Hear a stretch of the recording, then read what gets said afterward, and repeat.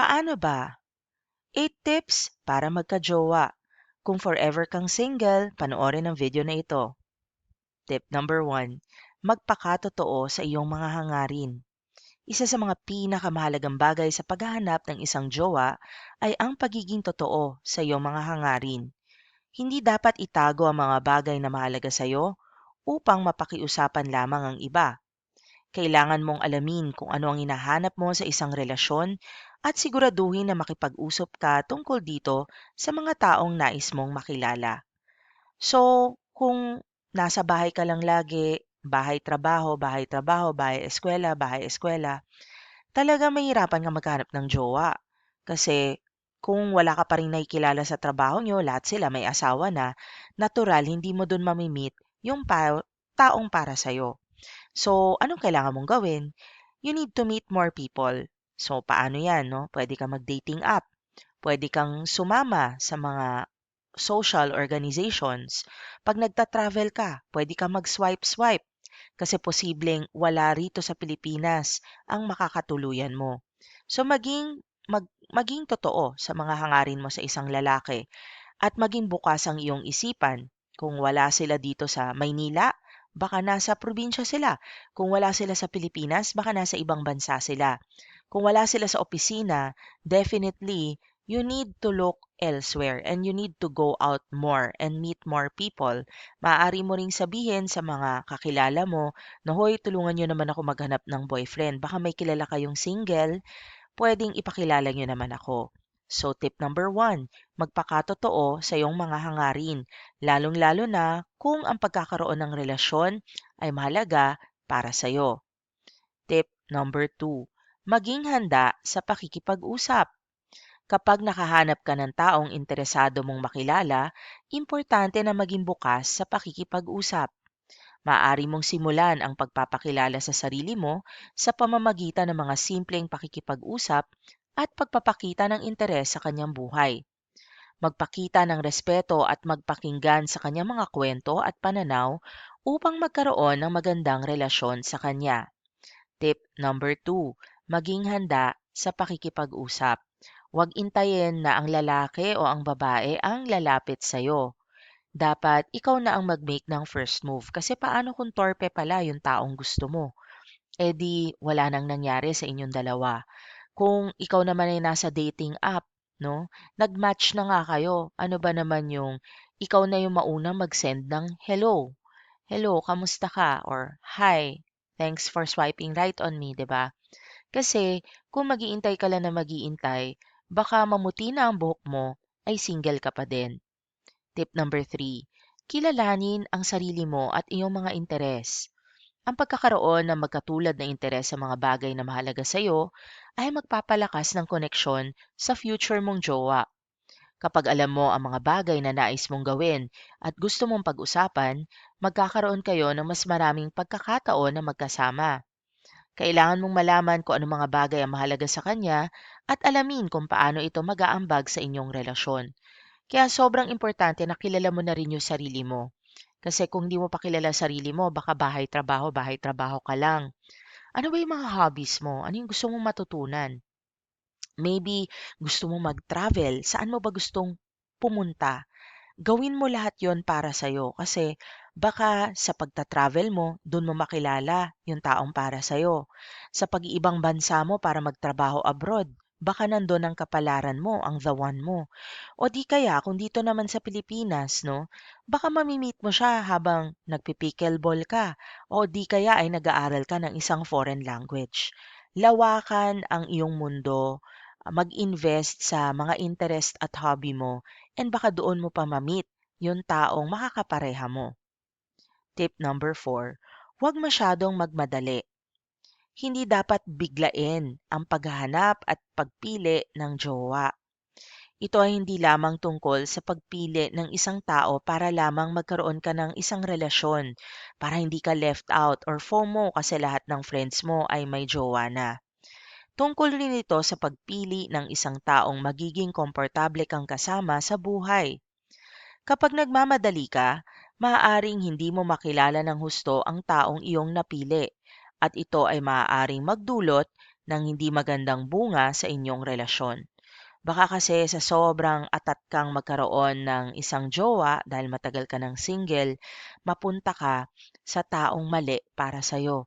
And unfortunately, yun ang worst case. Mas masahol pa yon sa pagiging single. Kasi pag nalagay ka sa maling tao, posibleng masaktan ka lang. Kaya huwag masyadong magmadali. Huwag babaan ang standards just because ayaw mo nang maging single. Tip number 5, magpakita ng pagpapahalaga. Kapag nakahanap ka na ng taong nais mong makilala, siguraduhing magpakita ng pagpapahalaga sa kanya. Magpakita ng interes sa kanyang buhay at mga pangangailangan. Kailangan mong alamin ang mga bagay na mahalaga sa kanya at magpakita ng pagpapahalaga sa kanyang mga desisyon at mga ginagawa sa buhay. So kapag nakita mo na siya, huwag mo siyang masyadong subukang baguhin. Kunyari may dinedate ka na, no? Kung ano siya, dapat tanggap mo siya. Ngayon, nasa dating stage pa lang kayo. Getting to know you pa lang. Ang dami mo nang nakikita na red flag na ayaw mo sa kanya. Naninigarilyo, may bisyo, laging walang pera. Jojowain mo pa ba? Wag na, 'di ba? Wag nang ituloy.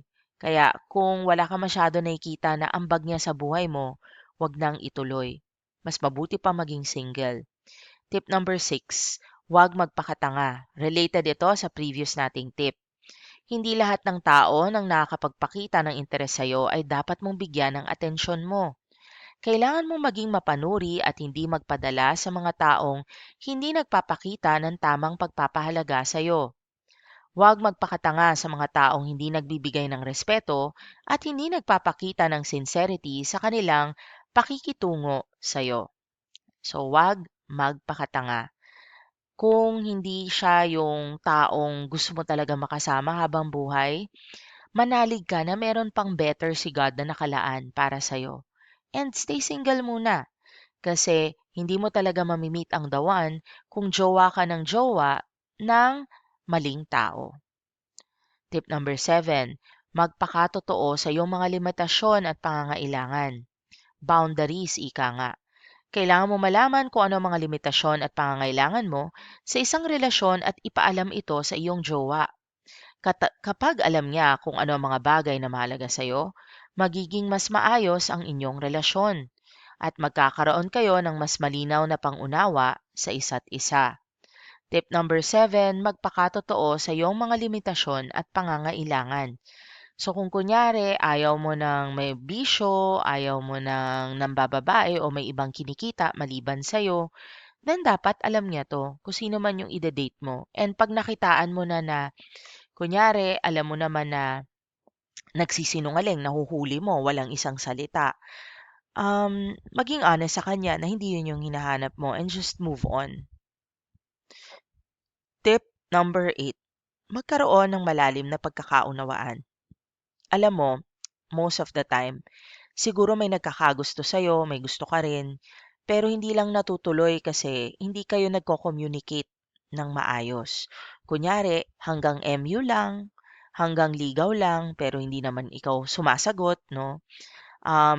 Or posibleng nagkakainisan lang, kaya nagkakatamaran, hindi na natutuloy ang relasyon. Kaya importante, no, na yung communication skills mo din ay okay at na kailangan mong linawin yung mga pangangailangan mo sa kanya. Ang isang malalim na pagkakaunawan kasi ay mahalaga sa isang matatag na relasyon o yung pagde-date, ika nga.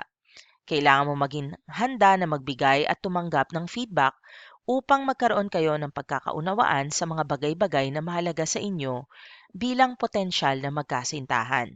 So kung kunyari sinabi niya na ayaw niya ng selosa pero selosa ka, pwedeng bawas-bawasan mo yung pagsiselos mo.